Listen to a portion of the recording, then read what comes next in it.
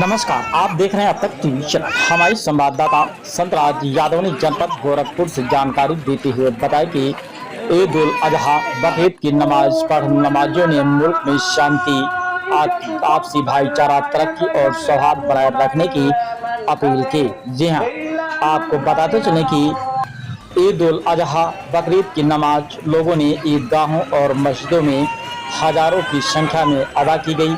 जनपद में ईद की नमाज शांतिपूर्ण तरीके से अदा की गई। नमाज के बाद मुस्लिम धर्मगुरुओं ने मुल्क की अमन और शांति के लिए दुआ की। लोगों ने एक दूसरे के गले मिलकर ईद की मुबारकबाद दी। ईद की नमाज ईदगाहों और मस्जिदों के अंदर ही अदा की गई। नमाज के दौरान ईदगाहों और मस्जिदों में भारी संख्या में पुलिस बल तैनात रहा। नमाज के बाद कुर्बानी का सिलसिला शुरू हो गया। आइए चलते हैं हमारे संवाददाता के साथ।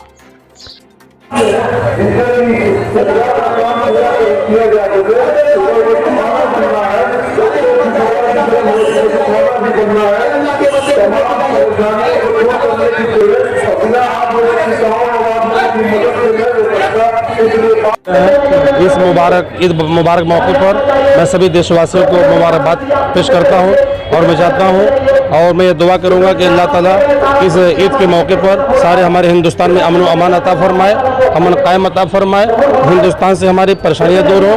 और जितने भी हमारे भाई हैं, मैं फिर एक बार खुसूस आप भाइयों को मैं दिल से शुक्रिया अदा करता हूँ, मुबारकबाद देता हूँ। और हमारे प्रशासन को मैं खूब मैं मुबारकबाद देना चाहता हूँ।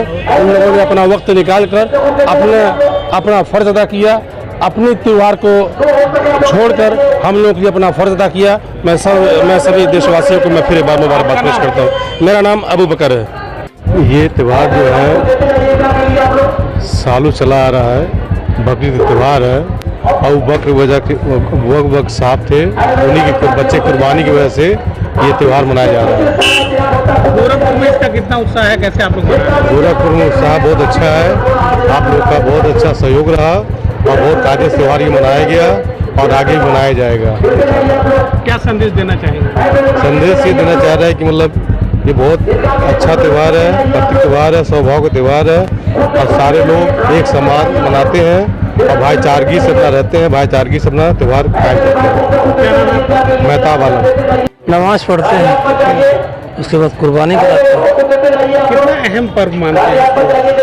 एक त्यौहार है, अच्छा है। किसके लिए मनाया जाता है? हज़रत इब्राहीम अलैहिस्सलाम के लिए मनाया जाता है। क्या कैसे इसका प्रथा क्या है, कैसे आप लोग स्टार्ट करते हैं? प्रथा बहुत जमाने से चली आ रही है। अपने बच्चे की कुर्बानी, अपनी प्यारी चीज़ को कुर्बान करने के लिए उन्होंने अपने बच्चे की कुर्बानी दी, लेकिन अल्लाह के हुक्म से वो बच्चा हट गया, दुम्बा आ गया, इसको आज भेड़ कहते हैं। मोहम्मद यूसुफ। मनाई जाती है और क्या संदेश देना चाहेंगे? बकरीद एक पैगंबर गुजरे हैं, जिनको आप मैसेंजर कहेंगे, संदेशा कहेंगे। तो ऐसे पैगंबर हैं जिसको यहूदी भी मानते हैं, ईसाई भी मानते हैं और मुसलमान भी। इन सब की जद्द अमजद है इनकी पूर्वज। उनको अल्लाह ने ख्वाब में वो ऑर्डर दिया था कि अपने बुढ़ापे के आलम में एक औलाद में उसी औलाद की फिर मज़ीद कुर्बानी, बहुत सारा जुल्म सहा, फिर आखिर में एक और उनकी आजमाइश थी कि अपनी औलाद को भी अल्लाह के राह में कुर्बान कर दो।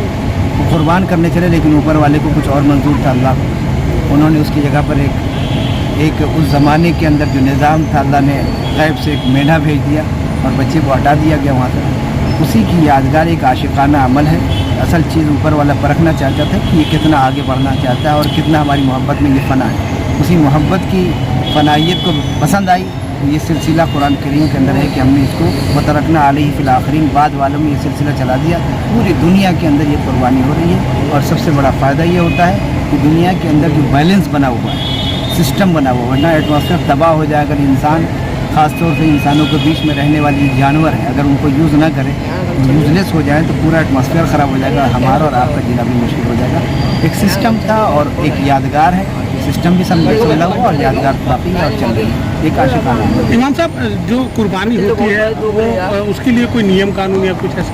नियम यह है कि जो लोग मुसलमानों में मालदार हैं, यानी आज के हिसाब से जिसके पास भी 52.5 तोला चांदी यानी 1.5 लाख रुपए के बराबर जिसके पास भी कुछ पैसा है, या सोना चांदी है, इतना पैसा सोना चांदी या जो भी माल है ज़्यादा, उसके ऊपर कुर्बानी करना वाजिब है। ये नियम है। क्या कहना चाहेंगे गोरखपुर वासियों को? गोरखपुर वासियों को हम सबको मुबारकबाद पेश करेंगे और ये खूबसूरत त्यौहार है जिससे पूरी दुनिया का एटमॉस्फेयर भी संभला हुआ, वरना हमारा और आपका जीना भी दुभर हो जाएगा।